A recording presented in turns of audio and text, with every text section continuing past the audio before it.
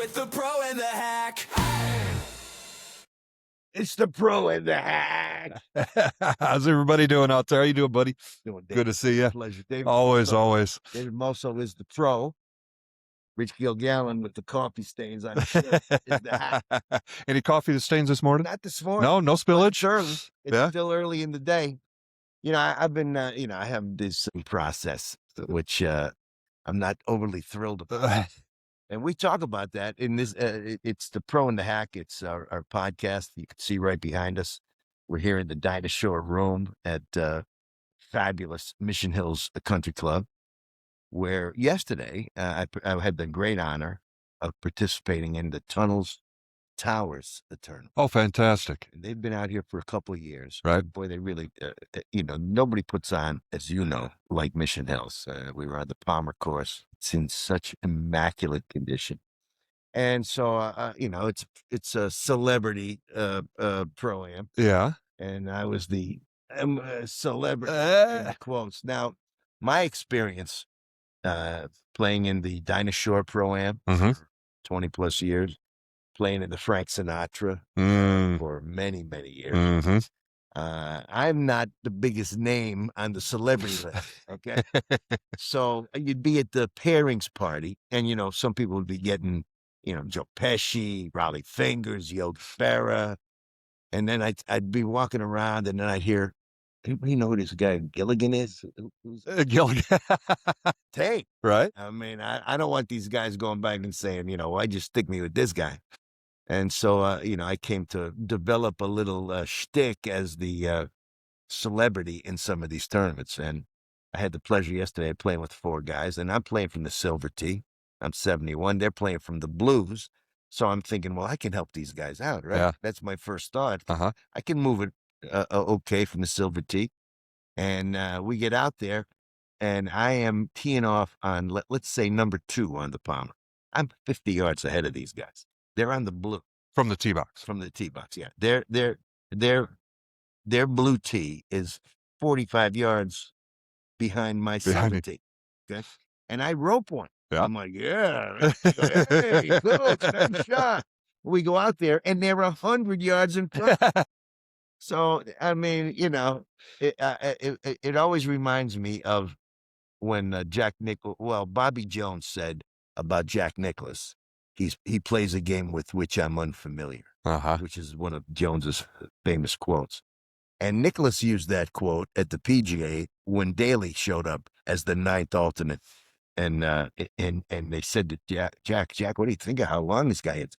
And Nicklaus said, well, he plays a game with which I'm unfamiliar, which is he took right from his hero, Bobby Jones. And these guys played so well, and we won the tournament. And fantastic. I don't win too many of these celebrity pro-ams, but this was a wonderful affair. And of course, Tunnels for Towers, Tunnels to Towers, I should say. The website is the capital letter T, the number 2, and the capital letter T, T2T. And it's really amazing what they do. And it speaks to the game that we love. There's never been a sport in history that contributes more to nonprofits than golf. Oh, absolutely. Absolutely. Right? Every tournament in every community raises money that stays in that community. Frankly, we missed that without the Dinah Shore here in Coachella Valley. We still have the American Express, and they put together a big pile of money, and the grant writers all over town are typing in request things. Absolutely. And that's the great thing about the game. Tunnels to Towers pays off mortgages for relatives of people that didn't. Wow. And so, and they're still doing it. And now we're 25 years from 9/11. What a great cause. It's a great cause. And, and I'll tell you, when you talk to people who've had their, mortgage, their 30-year fixed mortgage paid, can you imagine that sense of relief that they have? So it's one of these charities, not profits, I like to say, where you wind up sobbing the whole time.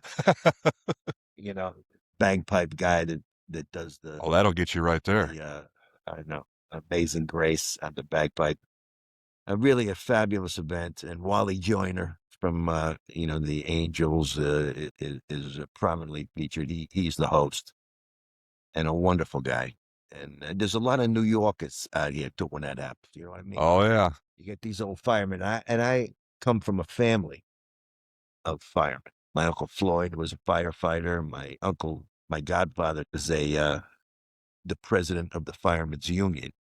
And his older brother, my Uncle Robert, Bobby, was the assistant chief. And his nickname was God. Oh yeah. Because when he came into the firehouse, that bell is not let you over there and polish that bell. He was a Marine tail gunner. Oh, these. War too. So yeah, he's very Marine oriented.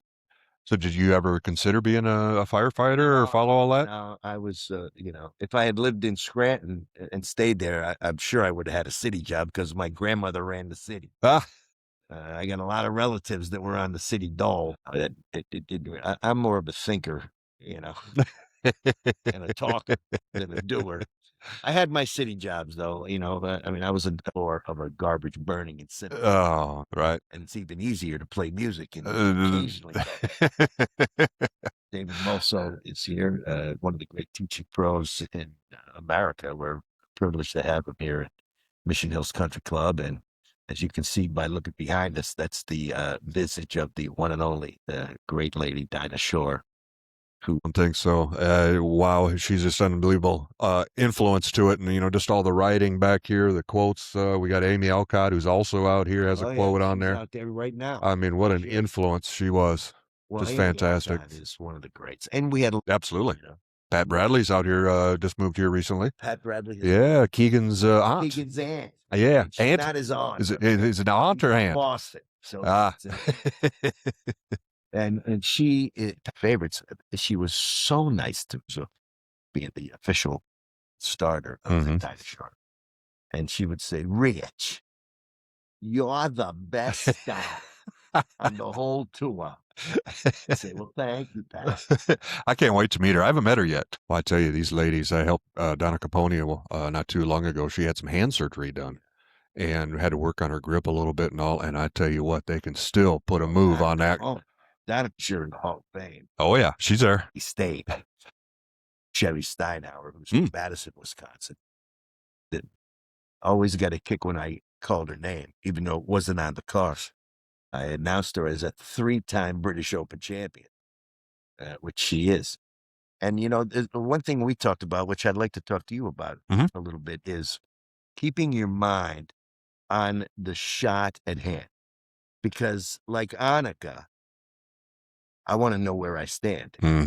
Even if I'm out there playing by myself, I want to know where I stand. And I asked Sherri, I go, because she told me I never look at the card. Yeah. No. I go, how can you do that? How can you do that? Best I ever played. I had no clue what the score was. She said, I can't play defense. Yeah. I can't hit somebody in the ankle with a 5-iron if they're leading me. By right. So what good does it do? They'll quit the game. Yeah. What good does it do me? And so, but she did say in her third win in the British Open that she was in a bunker at 18 and inquired of the caddy. The caddy was a little bit surprised because she said, I was in the bunker and I had a 5-stroke lead. So I figured, okay, I can. A little defense there. I can get down on this hole. And won 3 British Opens. You can believe that. Amazing. And Lieselette Neumann, of course, lived here for a while. It's always, it's funny to me because I know who she is. Okay. And when I see her walking around here, I go, does anybody realize? I don't think a lot of them do. Does anybody realize who is walking here? When the senior tour was playing here, and I was the starter for them, I look over on the first fairway and I see Meg Mallon. Yep. And a superstar. And Meg Mallon, I know for, she's from Natick, Mass, which is right next to my town, Framingham. And so I walk over there and I go, does anybody know, there's 4 LPGA superstars there. And they're all there by themselves just watching the guys hit off number one, which they hit off of their whole careers. And I stroll over, ladies, like, tee it up. Right. 4 of them there, and they're probably sitting on 50, 60, 80 tournament wins. So many great ones. Yeah. Tee and watch these. I always played better for a week or two after I stood up first. Isn't that crazy? Yeah. You go watch a tournament. Well, tempo. Yeah. Tempo. Yep. I mean, I can hit that shot. Laura Dave, she would lift it and smack it into the tee box because she didn't believe in killing trees to make tees. Really? But she had apparently no compunction about killing grass. And she would go with it, and it would be there. There'd be 4 of them there if she made the cut, Unreal. on every hole. It's like way back when they'd squirt a little sand on it, and then little sand there. You carried the little sand in your pocket. Yep. And the gutter perch it. So it's it's a amazing game, and it leads to socialization. Mm-hmm. But so you say that it's not important to even in a tournament, you're not looking at your score.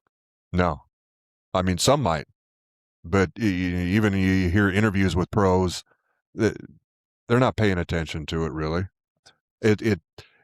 We got a development program out here to where we work with not just the swing and the actual game of it, but the mental side. And it's unbelievable all the thoughts that are in your head. Well, this game will crush you. Absolutely. Yeah, there was a Vijay Singh meme one time with, the cartoon circle with the arrow pointing to him, what he's thinking. Uh-huh. And it listed 17, 18 different things. Hands, feet, hip open, shoulder, shoe tied, it's the great ones make the swing seem so natural, mm-hmm. but it's an unnatural action. Oh, absolutely. It's so counterintuitive. It's ridiculous. Like tournament last week out at Riviera, the Genesis, like Xander, for example. Every shot he did his little takeaway pre-shot. Yeah. Well, he's feeling that takeaway, where the club head needs to be in his hand position, etc. And then you set right up to that thing and just pull the trigger. Just go. But you'll see a lot of those guys, Justin Rose, all those guys got some kind of a pre-shot that they still want to feel. Well, the pre-shot routine is so important, even as a rank amateur. I understand that because it shuts off one side of your brain that, as a golfer will tell you, does not hear the word don't. So if you step up there and you say, don't go in the lake, all your brain hears is go in the lake. Mm-hmm. Don't go right. What happens? You go right. You go right. It's unbelievable. It's amazing. A little trick. Just go out there next time you're out there. Stay in a good pre-shot routine, consistent. Don't change it up through the entire round. And have a trigger. That's right. Something that sets it. When you set it, go. But focus on your target. Swing to your target. That's the key. Absolutely. It's a target game. Absolutely. Well, Annika Sörenstam, she gave us Larry Bohanna and I a lesson on a Monday. Oh, nice. Yeah. So she's on the first tee and she draws a circle around where she's standing away from the tee. She goes, this is my thinking circle. Okay. I'm going to look at what club I want to hit, where I want to hit it. And I do all my thinking in this circle. And he steps over to the ball. This is the hitting circle. This is not for thinking. I'm not thinking about anything except hitting the ball. I do my thinking here. I have my swing in there. That is great advice. Well, set of 62 wins or whatever. You're right. And so, you try to remember these lessons, like you give great lessons too. And then I go out there and That's it. And you find out, I had a few ladies that just started to play in some tournaments in our 9-hole. And, oh my God, David, you're right. It's mentally exhausting. It is. Absolutely. It's more mentally exhausting than it is physically. Yes. It's the pro and the hack with the one and only Dick Shricks on station, endeavoring to bring you this podcast from this historic golf course. And golf club and actually the room at the great Dinah Shore room right here at Mission Hills. Now, this weekend, they were at Riviera. Yes. Have you played Riviera? I have not. I would love to get out there. The most amazing thing about Riviera is basically in the clubhouse. Is that intimidating or what? It has to be. That fairway. You can hear the glasses tinkling, and you're high above the fairway. Uh-huh. Which is only about, what, 10 yards wide? Yeah. It sure seems like it anyway. There's other holes where you have to climb up this hill. Riviera is, and the 10th hole is the shortest par 4 on tour. And it ranks as one of the 5th toughest holes. They were hitting 3 woods right up there. Yeah. It's unbelievable. Yeah, but you got to be careful because the angle is, I mean, that hole is the toughest hole on the track. Shortest par 4 on tour. But it's set at an angle and the bunkering is around. You got to kind of curve. You got to hit a hard cut in there. It's got to be a hard cut, and if it's not, you're looking at bogey. And but a couple of points that we have from that tournament. Nice to see Tiger in the TV. Wasn't that great? Wasn't that something? Just fantastic. Little teasers here and there. Yeah, Tiger. Do you feel like you're 50? I bet with all of those surgeries, my goodness. That was a great line. He's got a... Is there a chance Sam Snead, obviously Tiger and Snead are tied at 82? 82. It's kind of an odd deal because, well, Sam was in the service and played golf in the service. And most of the guys on tour were in combat. When he did the same with Byron Nelson when he had his big, was it 15 in a row? 11 straight, 13 wins. Yeah. And not to take anything away from that, because I don't. Oh, heavens no. I mean, look, I don't care if you're playing the Little Sisters of the Poor. Right? You still got to golf your ball to win the tournament. That's right. All those guys can get you. I had the pleasure of Sam Snead. Really? He was regaling us in stories. He played the favorite story and he was on my show many times over the years. A wonderful guy. I said, Sam, have you ever lost at, what was this big club there in West Virginia that's world famous? I can't remember the name off the top of my head, but I'd say, have you ever lost? And he'd say, well, Coach, I'm not undefeated. He said, but what I do. And he said to me, now, Coach, do you know how many of those checks have been cashed? I said, Sam, I'm not a gall darn. They're all framed. Absolutely. But I do have a checkbook that I carry. Yeah, that's great. Great story. He was something else. I heard stories on him. He used the same driver throughout his whole career. And it was made out of he cut the shaft himself from a hickory tree. Really? Yes. Unbelievable. He made his own shafts. I had heard, and I couldn't imagine if he was in the prime nowadays on today's equipment, but he was out driving everybody by at least 30 yards. Amazing. That's some power. Well, he could kick a light bulb out. Really? Kick it, jumping up. But like Gary Player, able to kick up there. Same. Oh, yeah. It's like Sam Snead. Has there ever been anybody that walk into a room like Lanny Watkins? I'm the best player here. I would love to be a little mouse in the corner, just listening to all those guys go back and forth in the locker rooms. Yeah. That record was on a sale. Yeah. Oh, if he could have just stayed healthy another year or two. Nicholas Hogan, Tiger. As great as Tiger was, and as to win 13 majors. Still couldn't catch him. Yeah. Just amazing. Story that last year when Rory won at Augusta was that he was, he hit the Grand Slam. He's won all 4. Nicholas won the Grand Slam 4 times. It's unbelievable. I think Tiger's won it a couple. Tiger's done it a couple times, I think. Yeah. But you win 2 Masters. That goes right back to that mindset again. No, I'm not letting anybody beat me. I'm taking this. It's so keep your mouth shut. Okay? Because I guarantee, I'm going to tell you this. I guarantee you this. Now, I'm not a psychologist, but I can tell you this. If you walk up to the tee and you're thinking, I've been in every fairway so far today. Careful. That thought even gets into your head. Yep. Done. Done. Karma. Nope. Double bogey. So, it's the greatest players are the mentally toughest players. Absolutely. Nobody was tougher mentally than Nicklaus and Tiger. Yeah. And some other guys that maybe don't get enough money players. Talk about mental toughness, though. Look at Bridgman on Sunday. That's the story, isn't it? Yeah, a young guy is getting chased by some of the best players in the world. And he was able, I was surprised. I had tell you the way those greens were putting.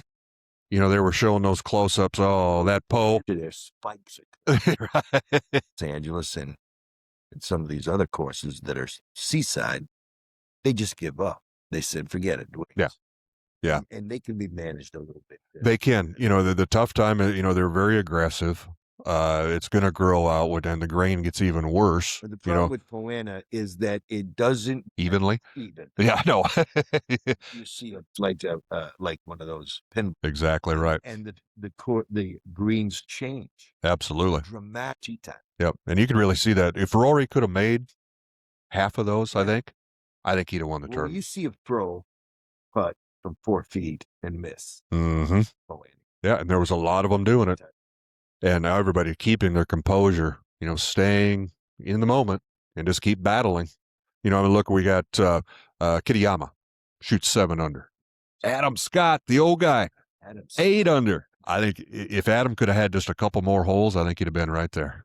The funniest thing I think I saw, and he's like, how do I hold this? Showed him because he's lefty. That's where the voodoo comes in. I can drive the ball. Okay, for my age, the proper tee. I have a problem getting on greens of regulation, as I discussed with you before we went on the air. But it's all about putt. Oh, yeah. Half the game. It's half the game. Half the game. Imagine you work on that putting, 60, 70% of the time properly. The big thing is speed. Getting that consistency down and work on that and cut 2, 3, 4 strokes aside just from putting. Yeah. Well, particularly for amateurs. Yeah, everything counts. You got to putt it all. See it 2 feet on the other side of the hole. And putt it again. I've seen 4 putts from the tournament. Oh, yeah. The knees start shaking. And then you start getting crazy. Then it really, they can't get out. You're right. Please go in. Please. I'm begging you. Why can't you just go home? Oh, my goodness. Oh. Opposed to the throwing it close. Right. Even the greatest players in the world. Jack Nicklaus, his father, he threw a clip, and his father, Jack, says, well, this is at the British Open. Oh. They run the clip. Wow. And I'm not kidding you. Not 3 minutes later, he's in this bunker once, twice, 3 times. Off she goes. Off goes the stick. And I'm like, oh, that's bad timing. Brag about the fact that you never did that. Yes. We're going to work on some irons the way it sounds. Absolutely. And then chunk it. Well, that's where that pre-shot routine comes in. Understanding the difference between a fairway or driver versus an iron. Yeah. Remember this, irons, down equals up. Got to hit the ball. You got to hit the ball first, and that club continues down. The divot should start after the ball. In front of every time. Yep. The ball. That's right. That's a hard. It's tough, and it goes right back to that focus. Well, let me ask you this, okay? We have so going on the right side, you're going to hit into the green. Now, for an amateur, is that worth having an understanding that the ball's going to roll further down grain than it is into the grain? Yeah, you really definitely want to pay attention to what the lie is given. If you've got some grass behind the ball, a couple of shots during the tournament last week on poor club selection with the grain issues. Yeah. If you're into the grain, absolutely, that club could stick. It could do all kinds of stuff versus not. And now we're talking about the fairway. There's okay. a line in the middle. Yep. Oh, you're talking about just how they're mowing it. Yeah. A lot of courses do that. Fairways here are immaculate. Yeah, we keep them down. There's a little difference. There is a little bit. Really nothing crazy about. Okay. Yeah. With our slope of fairways, I'd be more focused to that. Understanding where you need to be if the ball's above your feet, below your feet. Is it a fly? Again, What are you looking at? Again, looking at that lie, if you got a bunch of grass behind it, keep in mind that's going to get between the club and the ball. So is that going to make it a flyer? Absolutely. Absolutely it could. It could make it a flyer because that ball's not able to grab on those grooves and get up. The grooves are what gets it in the air, right? So it's going to come out more like a knuckleball. Yes. So and that's and that's a big one to watch for too. Every time I'm out on the course with clients and what have you, they don't pay attention to the lie. You can only hit the shot if the lie allows you to do it. There's a little bit of drinking. Oh yeah, that happens. Not for me, but for some, it's thinking and drinking. It's the pro cast that we're honored to do and having a great time doing. Love doing it. And we had a guest schedule, but because if you're going to play the game at a certain age, it's one thing if you're 22 years old or 25. It's another thing if you're over 70. There's certain things that the body just won't do. But my question for you is, and we'll work some of this out on the practice range. I can't wait. But Tommy Jacobs used to tell me this is a too cheek game, coach. You got to make sure your right butt cheek is pointing down. And that's, I feel like I'm not using any lower body whatsoever. Because if you look at the swings, we were talking about Sam Snead. Sam's left knee is behind the ball. And then the right knee, he goes, but the modern swing. It's definitely changed. The modern swing is a little less, has been a little less lower and more. As far as the rotation back on it, absolutely. But Scottie Scheffler has goofed that up all over. not of both these guys. Absolutely. That's going to add yard. Absolutely. Using that ground force, think of a sling and you're winding it up. And by using that ground force and releasing the lower body with rotation, you're like letting go of that spring. It just gives you that much force to it. The transfer of weight, everything working together. Now the upper and the hands and all that, we got to get it timed in, but the lower body is definitely important. A lot of people forget just simple things like the feet. You got to have some balance. You can work on your swing all day long, but if you don't have balance, what are you doing? So the ground, absolutely. Lower body, crucial. Well, Dinah, the guys watching Scottie feet movement, then they all go out to hit it, and every single one of them fell down. When you become the number one player, people watch that. Oh, yeah. They want to figure out, how can watching him in their game. They don't have to swing at speed, doesn't have to be 200 miles an hour. I mean, their tempo, it's every time just tempo. The club will get it out there. Yep. I mentioned Laura Davies, who was the longest hitter until Michelle Wheat came out at 14. And I had the pleasure of calling her off at the age of 13. I think she came in third. Unreal. The number one fairway on what was called at that time the old course, and now is the Dinah Shore. There's a tree down the right side, very tall tree, way out of my zone. Michelle Wheat smacked that thing above the tree with a draw and be right in front of the green. And Laura Davies said to me, I'd never hit it that far. Wow. Now, was she that tall back then? She was tall, but here's the funny thing, okay? Because she's a full person. She says to one of the other players, "You like my earrings? I'm trying to pick them up. What do you think?" I just thought, Mom, I think I want some dangling. And I just cracked up. She's a kid. Yeah. And she was asked, not really forced to, but asked to not be a kid, to get into this game at a very young age, then to play against the men. Of course, Annika played against the men as well. And what hurt Annika was not the speed of the greens. They were too slow. She had been playing on faster greens that the PGA was playing on. And some of her birdie putts came up short. But we had a period of time where we had Annika and David Duval trying to change the golf swing. Yeah. By lifting up their head before they hit the ball. Or at least that's the way it seemed to the naked eye. I looked at those swings. Well, I was watching, not necessarily in slow motion, but I was watching him when they were out here for the Champions Tour.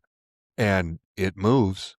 You just sit there and watch it. It doesn't move too early, but it definitely moves. Because she was getting stuck behind. And so his teacher was Pia Nilsson. The upper body moves, spine angle, all that, and away she goes. 72 times. Yep. A win. It worked. So it's a fascinating game. You can have moments, where you think, oh my goodness, I could be in the U.S. Open today. And then you have moments, that's what draws us to the game. I had heard, You never know what's going to happen. I heard that we have a record sign-up already for people trying to qualify for the U.S. Open. Is that right? There's about 100 some odd locations around the country. Yeah. You can sign up as a 5.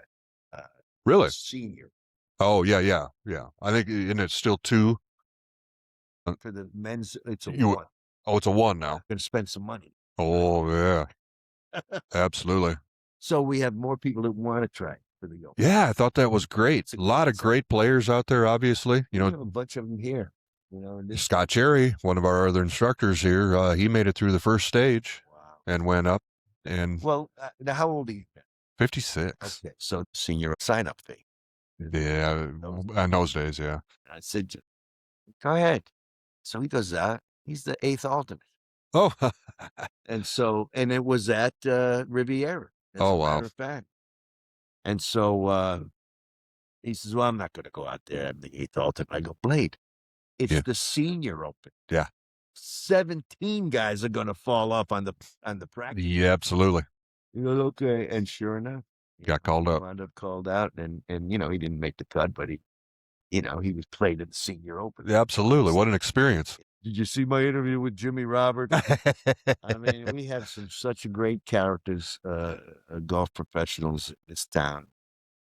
Many of them used to tease my dear friend Terry Wilcox, who's the guy who put me on that first tee, that he's still on the money list. I mean, it's way down there. But if you look up the money list, he's still there. So it's always been a joy for me on a personal level to be around golf pros. Yeah. Because, in fact, when I was in the middle of a cardiac event, I was laying on the table, the cat's lap, and I looked over and I saw a friend of mine who I know is a +2. Uh-huh. I won't mention his name now. He's a member here. And I said, oh, thank God. He goes, why? I go, I want a +2 operating on me. Well, Panic ever. +2 ever panic.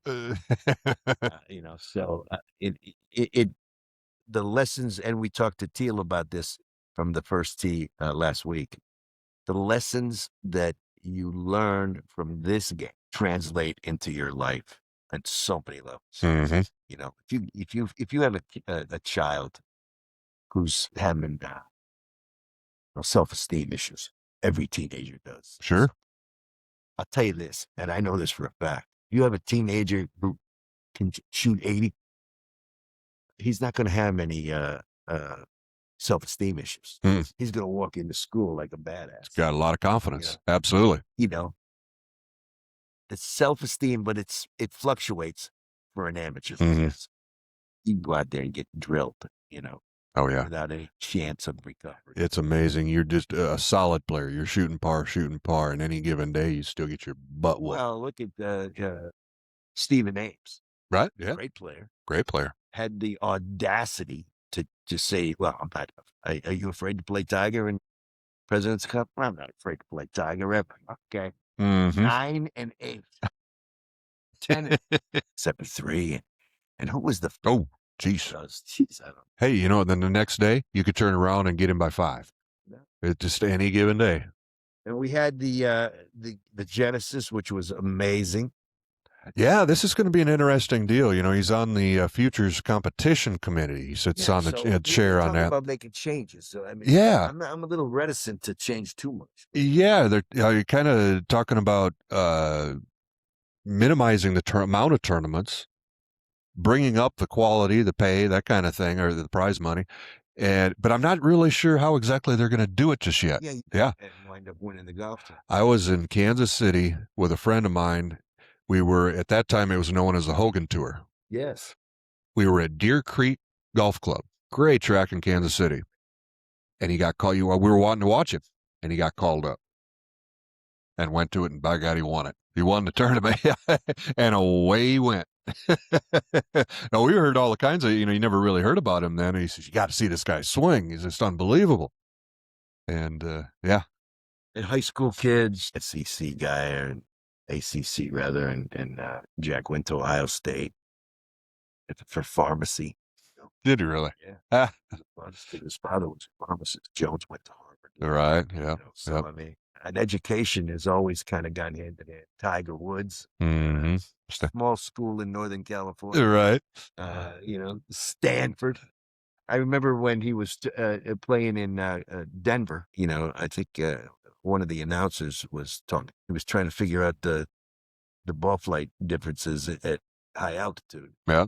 And he was doing the math, and the guy said, "You went to Stanford, okay? You can figure out the math. It's a good 15% at this height." Right.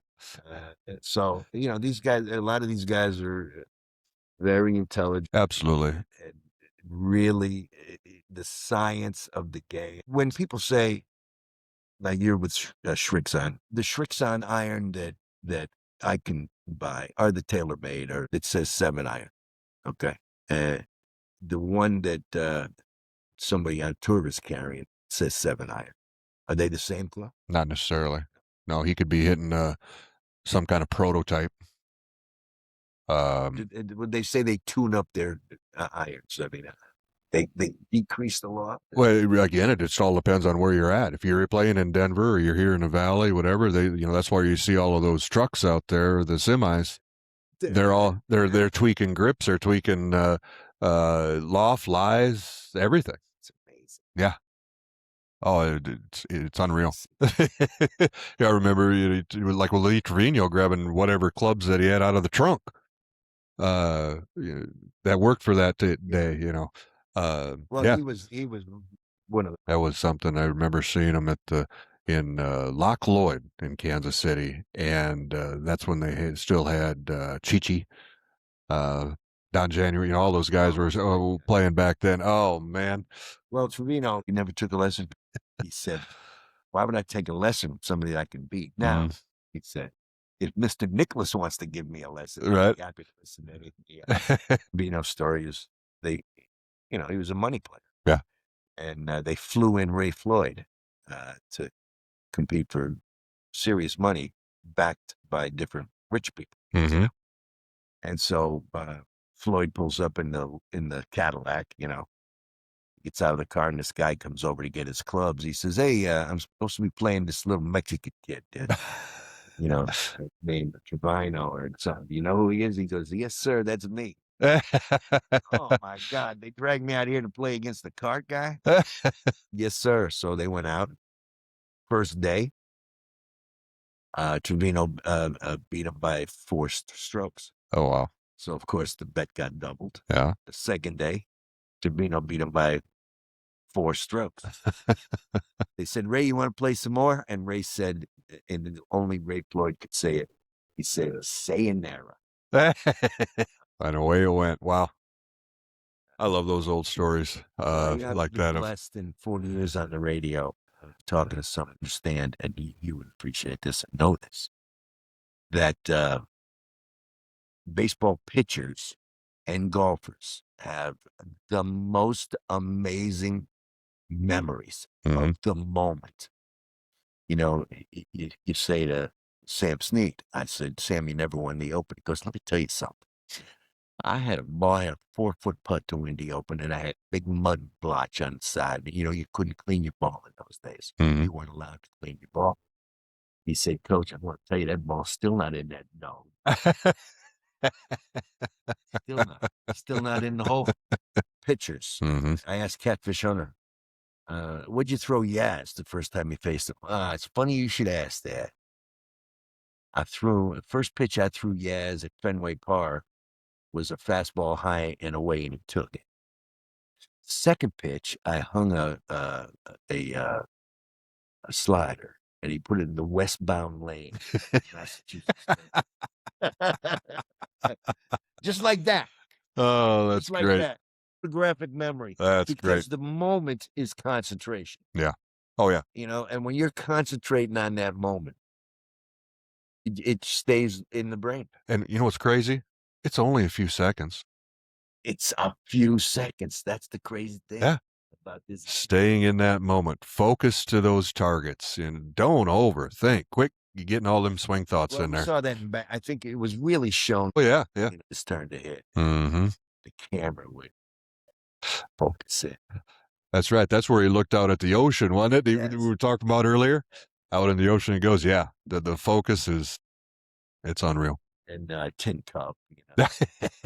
Here's a trivia question for you. Who won the U.S. Open? Oh, that was the co-star. What's his name? Don? No, Peter Jacobs. Peter. I I got to watch that again. It's his only U.S. Open champ. It's finishing up a football game at Agua.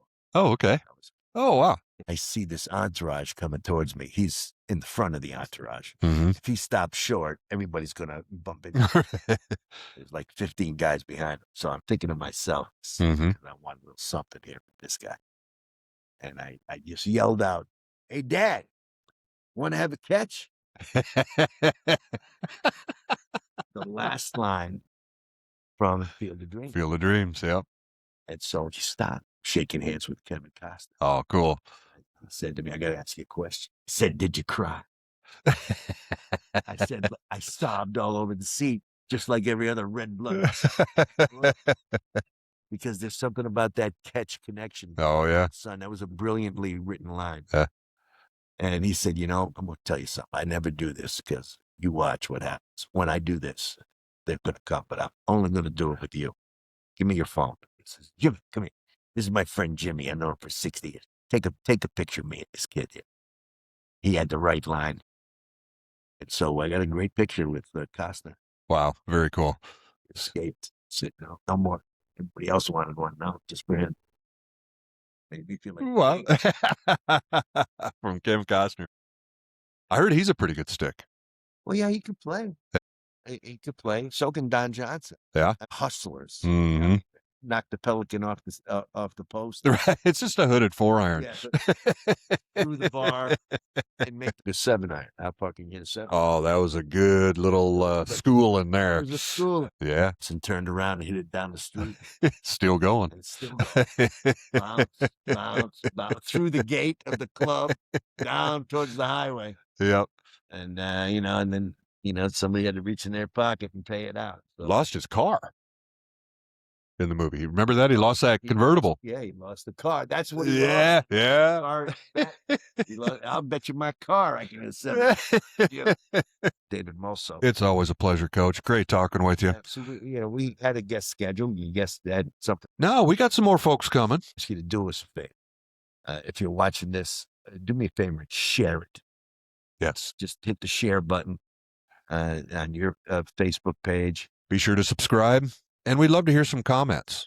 Yeah. Give us some. Let us know we're not sitting here talking to ourselves. Right. Yeah. Sure room. Well, I'd love to hear some comments from folks in their swings, whatever it is about the golf game. Maybe we could help you out a little bit too. Well, Dave. And it's February? It's February. Amazing. So this time of year, February. Absolutely. Thank you. It's the Pro and the Hack. And keep an eye out for us. We show up everywhere next week with another edition of the Great Pro and coffee stain. With host, the Pro and the Hack. One's got charts set and a game plan. One's got coffee on their shirt. One's quoting data. One's guessing. Somehow it still kind of works. With host, the Pro and the Hack. Breaking it down, then laughing it back. One's got the play, one runs off track. You'll learn a thing or two and love the way they clash with the Pro